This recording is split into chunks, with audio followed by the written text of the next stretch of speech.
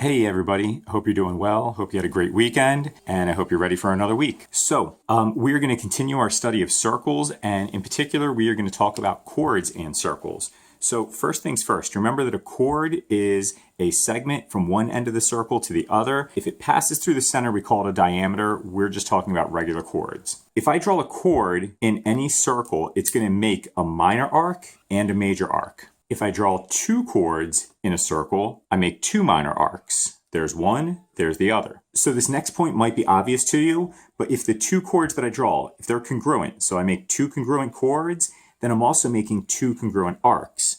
This arc here is going to be congruent to this arc here. Now, the opposite's true as well. If I have a circle and I draw two chords that make two arcs, if those arcs are congruent, then those chords have to be congruent as well.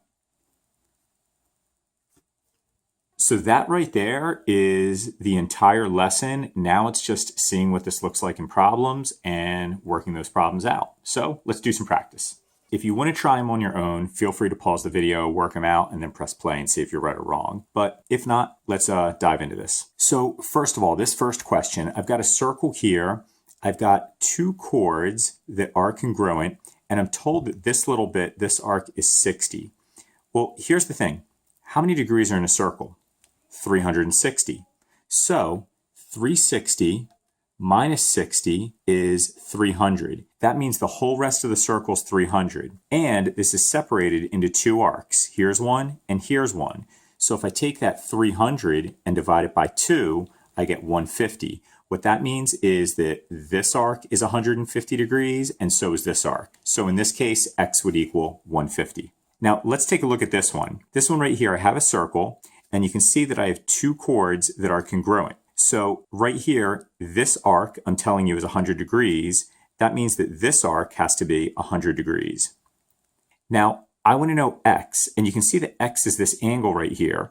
Well, remember the dot in the center? That's the center of the circle, so that makes this a central angle. And if you remember back a couple lessons ago, we said that the measure of the arcs is congruent to the measure of the central angles. So if this is 100 degrees, this is 100. So the measure of angle CXD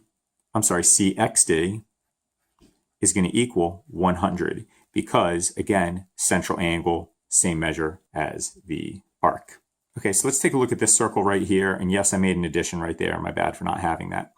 So here you can see that this chord is congruent to this chord. Even though there's not congruency signs, because this has a length of 5 and this has a length of 5, since those measures are the same, you know they're congruent. Well, if they're congruent, then the arcs are congruent. So if this is 65, x is going to equal 65. Now, this one right here, you were told that these two arcs are congruent.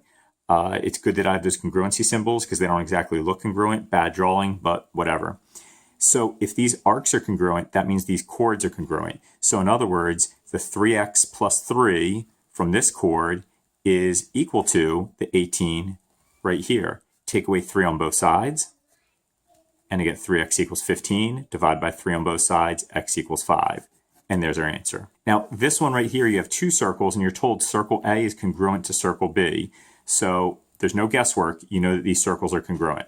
Now, here, I'm given a chord saying it's 5x. Here, 15, so I don't necessarily see congruency there. Here, I'm told that this is 115, and I'm told that this is 245. So it's a little bit puzzling because at first it doesn't look like anything's congruent. However, if you add 115 plus 245, 115 and 245, that's going to equal 360. So in other words, if this is 245, this part has to be 115 because that makes a whole circle. And if this is 115, this part has to be 245 because that's a complete circle.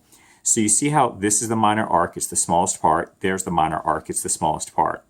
So in other words, this is congruent to this, which makes this chord congruent to this. So if this is 5x and this is 15, I just set up my equation. 5x equals 15. Divide both sides by 5. X equals 3, and we're done. That's it.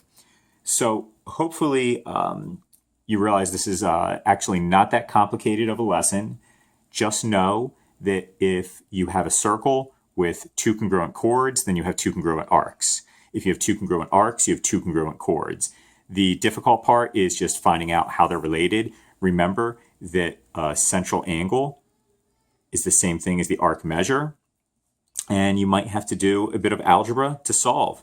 Also, if you have two circles and you're told that they're congruent, just remember it might not be straightforward. We had 115 here and 245 on the other one, and usually if you have a problem like this, they're going to add up to 360. So you'll realize that this is this, and those numbers do in fact match up. All right, good luck everybody. Hit me up with questions if you have them.